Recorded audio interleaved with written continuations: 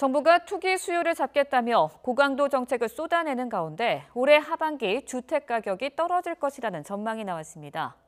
수도권 집값은 안정을 찾겠지만 지방 집값은 크게 떨어져 양극화는 더 심해질 것으로 보입니다. 이하린 기자가 보도합니다. 파리 대책의 양도세 중과를 피할 수 있는 마지노선은 지난 3월 31일이었습니다.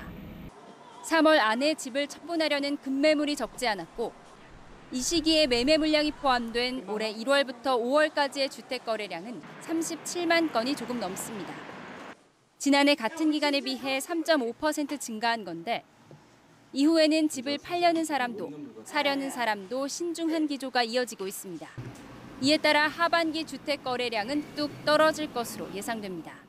상반기에는 어떤 가격 상승세가 이어졌지만 이제 하반기에 들어오면서 이제 관망세가 짙어지고 여러 가지 위험 요인들이 이제 현실화되면서 거래량은 줄어들어서 전년 대비해서 14.9% 거래량이 줄어들 것으로 예상이 됩니다.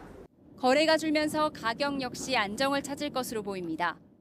한국감정원은 올해 상반기 0.5% 소폭 오르며 지난해에 비해 상승폭을 좁힌 집값이 하반기에는 아예 하락세로 돌아설 것으로 전망했습니다. 연간 기준으로 합산하면 0.4% 오르게 됩니다. 다만 지역별로 차이가 있습니다.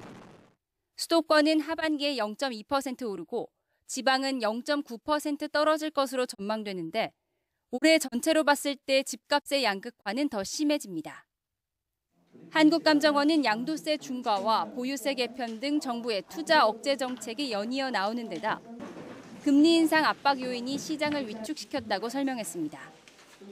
그나마 실수요가 견고한 수도권은 안정세를 유지하는 반면 공급이 증가하거나 지역 산업 경기가 침체되는 지역은 가격 하락세가 이어질 수밖에 없다는 겁니다.